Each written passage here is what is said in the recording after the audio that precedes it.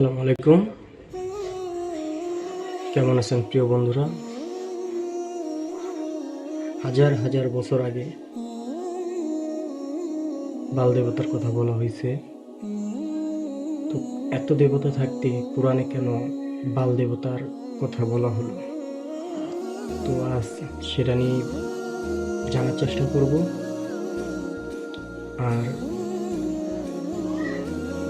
শুরু করার আগে একটি কথাই বলবো, আপনারা যদি আমার চ্যানেলে নতুন হয়ে থাকেন তো অবশ্যই চ্যানেলটি সাবস্ক্রাইব করবেন, পাশে থেকে বেল আইকনটি মধ্যে ক্লিক করে কোরআন কেন দিবেন। শুধু এক দেবতার নাম নিল? কে এই বাল? কেন তার নাম ইতিহাসের অন্ধকার থেকে আজও এত আলোচনায়? আমাদের নবীজি সাল্লাল্লাহু আলাইহি ওয়াসাল্লাম যখন মক্কায় ইসলাম প্রচার শুরু করলেন, তখন কাবার ভেতরেই কিন্তু ৩৬০টা মূর্তি ছিল। সে সময় আরবে অনেক বড় বড় আর নাম করা সব মূর্তির পূজা হতো। কিন্তু অবাক করার বিষয় কি জানেন? কোরআনে যখন শিরকের কথা বলা হলো, তখন চোখের সামনের এত পরিচিত মূর্তিদের নাম আল্লাহ নির্দিষ্ট করে নিলেন না, বরং হাজার মাইল দূরের আর হাজার বছর আগের একদম অচেনা একটা দেবতার কথা তুলে ধরলেন। কারণটা শুনলে আপনি অবাক হবেন। এই বাল কোনো সাধারণ পাথরের মূর্তি ছিল না। এটা ছিল মানুষের রিজিক নিয়ে শয়তানের পাতা ইতিহাসের সবচেয়ে ভয়ঙ্কর একটা ফাঁদ। একটু বৃষ্টির আশায়, একটু ভালো ফসলের আশায় এই মূর্তির সামনে মানুষ এমন এক জঘন্য কাজ করত, যা শুনলে যে কোনো মানুষের বুক কেঁপে উঠবে। তারা নিজেদেরই ফুটফুটে জীবন্ত সন্তানদের তুলে দিত জ্বলন্ত আগুনের মুখে। আজ আমরা জানব ইতিহাসের সেই চাপা পড়া ভয়ঙ্কর সত্যটা, যা আজও অনেকেই জানে না। পবিত্র কোরআনের সূরা আস-সাফফাতের ১২৫ নম্বর আয়াতে আল্লাহ তাআলা সরাসরি প্রশ্ন ছুড়ে দিয়েছেন, তোমরা কি বালের আরাধনা করো আর শ্রেষ্ঠ স্রষ্টাকে বর্জন করো? কোরআনের প্রতিটি আয়াতের পেছনে লুকিয়ে থাকে বিশাল এক ইতিহাস। আরবরা মূর্তি পূজা করত ঠিকই, কিন্তু তারা মূর্তিদের মানত আল্লাহর কাছে পৌঁছানোর মাধ্যম হিসেবে। তারা ভাবত এই মূর্তিগুলো আল্লাহর কাছে তাদের জন্য সুপারিশ করবে। কিন্তু এই বাল দেবতার বিষয়টা ছিল একদম আলাদা। মানুষ মনে করত আল্লাহ নয়, বরং এই বালই সরাসরি তাদের বাঁচিয়ে রাখে, তাদের খাবার দেয়, জমিনে বৃষ্টি দেয়। শয়তান যখন মানুষের রিজিকে বা খাবারে হানা দেয়, মানুষ তখন সবচেয়ে বেশি ভয় পায় আর বিভ্রান্ত হয়। আর ঠিক এই কারণেই আল্লাহ তাআলা সরাসরি এই মিথ্যা প্রভুর নাম ধরে মানব জাতিকে চ্যালেঞ্জ করেছেন। এই পুরো রহস্য বুঝতে হলে আমাদের ফিরে যেতে হবে আজ থেকে প্রায় ৩০০০ বছর আগে। অঞ্চলটার নাম ছিল প্রাচীন কানান বা শাম অঞ্চল, যা আজকের সিরিয়া, লেবানন ও ফিলিস্তিন। সেই সময়ের মানুষ ছিল পুরোপুরি কৃষির ওপর নির্ভরশীল। তাদের বেঁচে থাকা, খাবার, গবাদি পশুর জীবন সবকিছুই নির্ভর করত আকাশ থেকে পড়া বৃষ্টির ওপর। বৃষ্টি হলে ফসল হবে, মানুষ বাঁচবে, আর বৃষ্টি না হলে নেমে আসবে চরম খরা আর দুর্ভিক্ষ। মানুষের মনের এই যে দুর্বলতা, না খেয়ে মারা যাওয়ার এই যে ভয়, ঠিক এই জায়গাতেই আঘাত করল ইবলিশ শয়তান। সে মানুষের মনে ধীরে ধীরে একটা ধারণা ঢুকিয়ে দিল যে আকাশের মেঘের আড়ালে এমন কোনো এক মহাশক্তি লুকিয়ে আছে যে এই বৃষ্টিকে নিয়ন্ত্রণ করে। আর এভাবেই জন্ম নিল প্রাচীন পৃথিবীর সবচেয়ে প্রতাপশালী মিথ, বাল দেবতা। প্রাচীন সেমেটিক ভাষায় বাল শব্দের অর্থ হল মালিক বা প্রভু। মানুষ বিশ্বাস করতে শুরু করল যে বাল হলো আকাশের দেবতা। তাকে তারা উপাধি দিল মেঘের আরোহী। তাদের ধারণা ছিল আকাশে যখন মেঘ ডাকে সেটা আসলে বালের গর্জনের আওয়াজ। বাল যখন খুশি হয় তখনই জামিনে বৃষ্টি নামে। মানুষ তাদের নিজেদের হাতে বালের এক বিশাল মূর্তি তৈরি করল। মূর্তিটির মাথায় ছিল ষাঁড়ের শিং, যা অসীম ক্ষমতার প্রতীক। মানুষ এক আল্লাহকে ভুলে গিয়ে নিজেদের হাতে বানানো পাথরের কাছে বৃষ্টি চাইতে শুরু করল। কিন্তু বাল পূজা শুধু ফুল আর ফল দেওয়ার মধ্যে সীমাবদ্ধ ছিল না। শয়তান মানুষকে কতটা নিচে নামাতে পারে, বাল পূজা তার সবচেয়ে বড় প্রমাণ।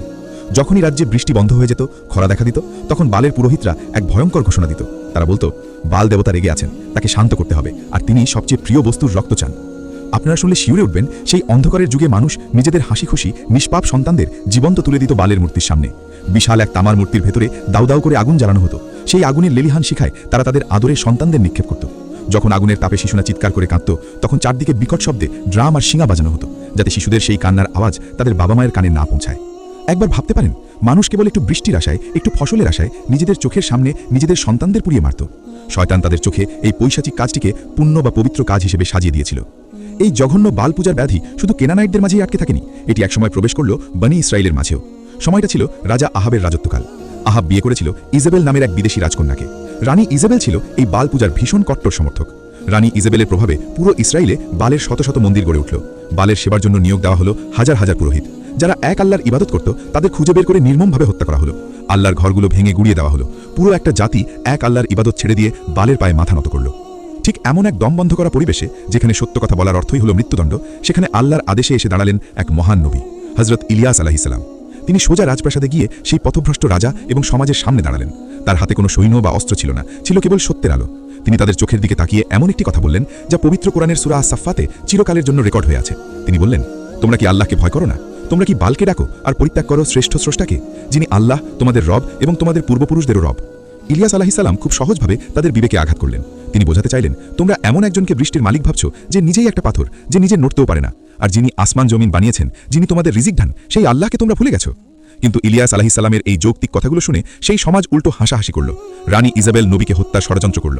তারা অহংকার করে বলল, বালই আমাদের দেবতা, সেই সব কিছুর মালিক, তোমার কথা আমরা কেন শুনব? তখন ইলিয়াস আলাইহিসসালাম আল্লাহর হুকুমে এক ভয়ঙ্কর ঘোষণা দিলেন। তিনি বললেন, আমার রবের কসম, আমার মুখের কথা ছাড়া আগামী কয়েক বছর এই জমিনে এক ফোঁটা বৃষ্টিও পড়বে না, এমনকি শিশিরও পড়বে না। তোমাদের বাল দেবতা যদি সত্য হয় তবে তাকে বলো বৃষ্টি নামাতে। শুরু হলো ইতিহাসের অন্যতম ভয়াবহ এক খরা। টানা 3.5 বছর আকাশ থেকে যেন আগুন ঝরতে লাগলো, কিন্তু এক ফোঁটা বৃষ্টি পড়ল না। মাঠের ফসল পুড়ে ছাই হয়ে গেল। যে বালকে তারা বৃষ্টির দেবতা মনে করত, সেই বাল তাদের এক ফোঁটা পানিও দিতে পারল না। টানা 3.5 বছর আকাশে মেঘের একটা ছোট টুকরোও নেই। যে জমিন একসময় আঙুর আর জলপাইয়ের বাগানে ভরপুর ছিল, তা এখন আক্ষরিক অর্থেই একটা মৃত্যুপুরীতে পরিণত হয়েছে। একটু ভেবে দেখুন তো অবস্থাটা। বালকে তারা মানত বৃষ্টির দেবতা হিসাবে। রানীর নির্দেশে পুরো রাজ্যে বালের নামে শত শত মন্দির বানানো হয়েছিল। দিন রাত সেখানে পূজা চলছিল। কিন্তু এই দীর্ঘ 3.5 বছরে তাদের সেই মেঘের আরোহী বাল দেবতা এক ফোঁটা পানিও আকাশ থেকে নামাতে পারল না। মাঠের ফসল তো দূরের কথা, মানুষের খাওয়ার পানিটুকুও শেষ হয়ে গেল। রাজা আহাব আর তার পাপিষ্ঠ স্ত্রী রানী ইজেবেল রাগে অন্ধ হয়ে গেল। তারা পুরো দেশ তন্ন তন্ন করে খুঁজতে লাগলো হযরত ইলিয়াস আলাইহিসসালামকে। তাদের ধারণা ছিল এই ইলিয়াসের অভিশাপেই তাদের দেবতার এই অপমান হচ্ছে, রাজ্যে এই খরা নেমেছে। কিন্তু আল্লাহ তার নবীকে খুব নিরাপদে লুকিয়ে রেখেছিলেন। যখন খরার চরম পর্যায়ে মানুষ আর পশু পাখি যখন তৃষ্ণায় ধুকে ধুকে মরছে, তখন আল্লাহর হুকুম এলো। আল্লাহ ইলিয়াস আলাইহিসসালামকে বললেন, যাও এবার রাজা আহাবের সামনে গিয়ে দাঁড়াও, আমি এই জমিনে আবার বৃষ্টি দেব। ইলিয়াস আলাইহিসসালাম ফিরে এলেন।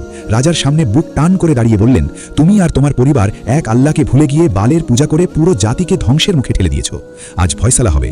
পুরো ইসরায়েলবাসীকে আর বালের 450 জন পুরোহিতকে মাউন্ট কার্মেল পাহাড়ের চূড়ায় জড়ো করো। আজ প্রমাণ হয়ে যাবে কার ঈশ্বর সত্য। মাউন্ট কার্মেল, এই পাহাড়টা এমনিতেই ঐতিহাসিক। তখনকার ক্যানানাইটরা বিশ্বাস করত এই পাহাড়টা নাকি খোদ বাল দেবতার নিজের জায়গা। ইলিয়াস আলাইহিসসালাম ইচ্ছে করেই এই পাহাড়টাকে বেছে নিয়েছিলেন, যেন বালের নিজের জায়গায় দাঁড়িয়েই বালের অহংকার চিরতরে ভেঙে দেওয়া যায়। সেদিন পাহাড়ের চূড়ায় এক অদ্ভুত দৃশ্য তৈরি হলো। একদিকে রাজার পাহারায় বালের 450 জন অহংকারী পুরোহিত, তাদের পরনে রাজকীয় পোশাক, আর তাদের পেছনে হাজার হাজার সাধারণ মানুষ যারা এতদিন বালের পূজা করে এসেছে। আর অন্যদিকে একদম একা দাঁড়িয়ে আছেন আল্লাহর এক মহান নবী হযরত ইলিয়াস আলাইহিসসালাম। তার সাথে কোনো সৈন্য নেই, কোনো পুরোহিত নেই, কেউ নেই। শুধু তার বুকে আছে আসমান ও জমিনের মালিক মহান আল্লাহর উপর পাহাড় সমবিশ্বাস। ইলিয়াস আলাইহিসসালাম সেই হাজার হাজার পথভ্রষ্ট মানুষের সামনে গিয়ে দাঁড়ালেন। তার গলার আওয়াজ পাহাড়ের চারদিকে প্রতিধ্বনিত হতে লাগলো। তিনি বললেন, আর কতদিন তোমরা দুই নৌকায় পা দিয়ে চলবে? আর কতদিন তোমরা সত্য আর মিথ্যার মাঝে বিভ্রান্ত হয়ে থাকবে? আল্লাহ যদি সত্য ঈশ্বর হন তবে তার ইবাদত করো, আর যদি বাল সত্য হয় তবে তার পিছে ছোট। কিন্তু আজকে এর চূড়ান্ত ফয়সালা হয়ে যাবে। জনতা একদম চুপ, কেউ টু শব্দটিও করল না। তখন ইলিয়াস আলাইহিসসালাম চ্যালেঞ্জের নিয়ম বলে দিলেন। তিনি বললেন, আমি আল্লাহর নবী এখানে একা, আর বালের পুরোহিতরা আছে 450 জন।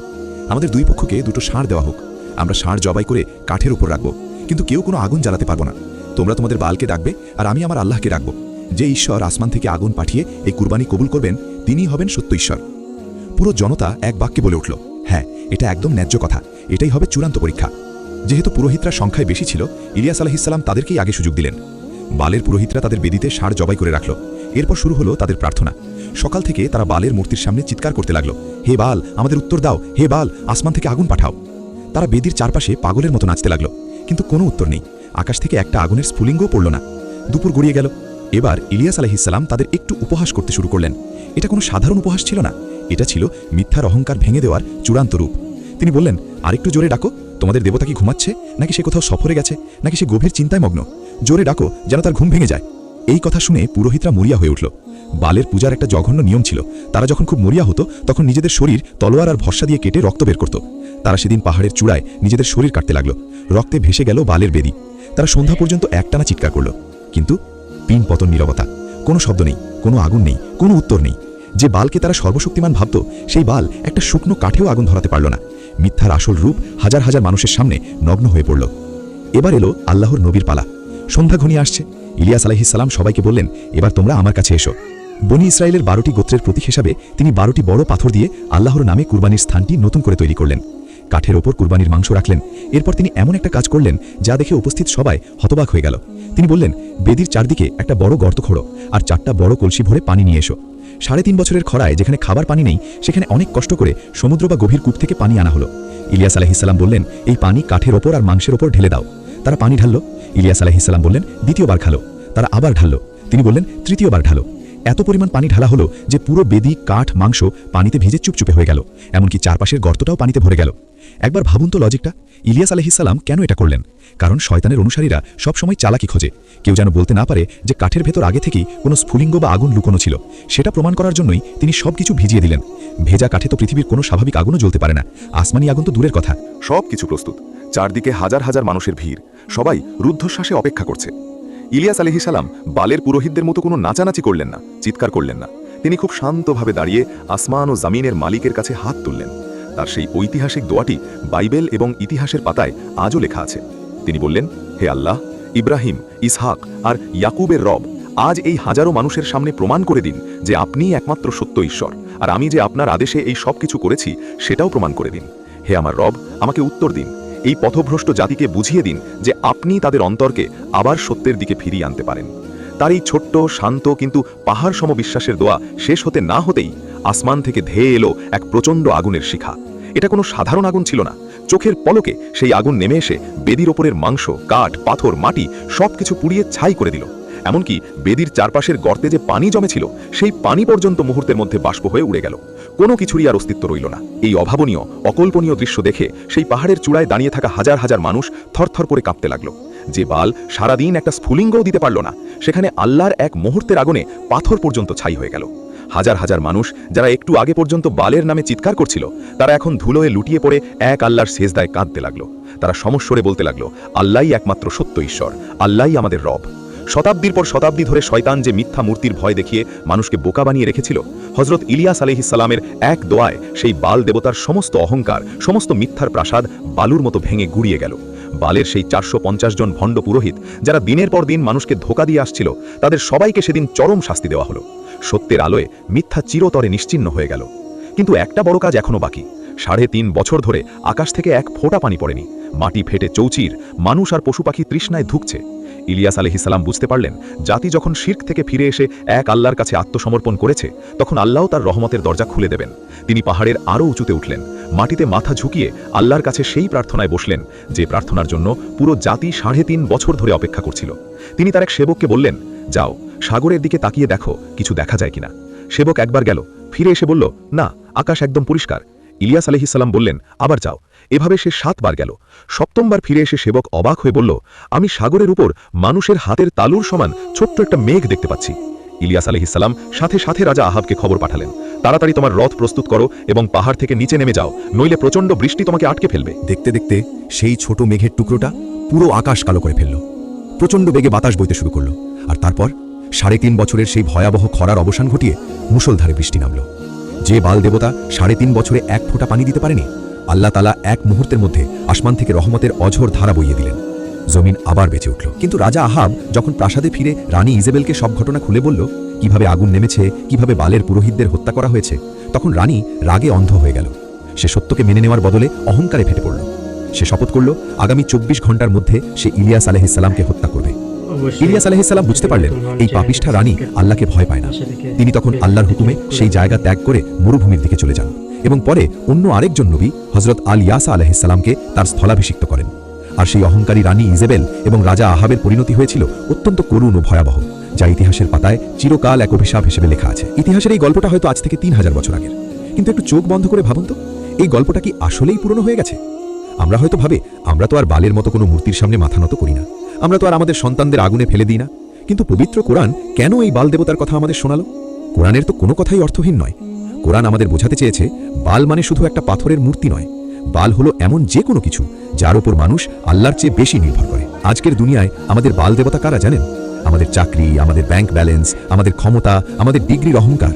আমরা কি আজ একটু বেশি টাকা কামানোর জন্য, একটু প্রমোশনের জন্য, একটু দুনিয়াবি সফলতার জন্য আল্লাহর হুকুমগুলোকে হাসি মুখে কোরবানি দিচ্ছি না? আমরা ভাবছি, আমার এই চাকরিটা না থাকলে হয়তো আমি না খেয়ে মারা যাব, আমার এই ঘুষের টাকাটা না আসলে হয়তো আমার সংসার চলবে না। আমরাও তো সেই প্রাচীন ক্যানানাইটদের মতোই রিজিকের ভয়ে আল্লাহর উপর বিশ্বাস হারিয়ে ফেলছি। তারা যেমন একটু বৃষ্টির আশায় নিজেদের নিষ্পাপ সন্তানদের আগুনে ফেলে দিত, আজ আমরাও তো ক্যারিয়ারের দৌড়ে অন্ধ হয়ে হালাল হারামের তোয়াক্কা না করে আমাদের নিজেদের সন্তানদের হারাম খাওয়াচ্ছি। আমরা কি আমাদের সন্তানদের আখিরাতকে নিজেদের হাতেই জাহান্নামের আগুনে ফেলে দিচ্ছি না? হযরত ইলিয়াস আলাইহিসসালাম সেই পাহাড়ের চূড়ায় দাঁড়িয়ে যে কথাটি বলেছিলেন, আজকে সেই কথাটি যেন আমাদের বিবেকের দরজায় কড়া নাড়ছে। তিনি বলেছিলেন, আর কতদিন তোমরা দুই নৌকায় পা দিয়ে চলবে? আর কতদিন আমরা মুখে বলবো আল্লাহ রিজিক দাতা, কিন্তু অন্তরে বিশ্বাস করব যে বস খুশি না হলে আমার চাকরি চলে যাবে? আর কতদিন আমরা আসমান ও জমিনের মালিককে ভুলে গিয়ে এই দুনিয়ার মায়াবী মূর্তির পেছনে ছুটে বেড়াবো? আসুন না আমরা সবাই মিলে একবার আমাদের অন্তরের দিকে তাকাই, আমাদের মনের ভেতরে লুকিয়ে থাকা সমস্ত বাল দেবতাকে, সমস্ত মিথ্যা অহংকারকে মাউন্ট কার্মেলের সেই আগুনের মতো ছাই করে দিই। ফিরে আসি সেই মহান রবের দিকে, যিনি ৩.৫ বছরের খরার জমিনেও এক মুহূর্তে রহমতের বৃষ্টি নামাতে পারেন, যিনি আমাদের খাইয়ে পরিয়ে বাঁচিয়ে রেখেছেন।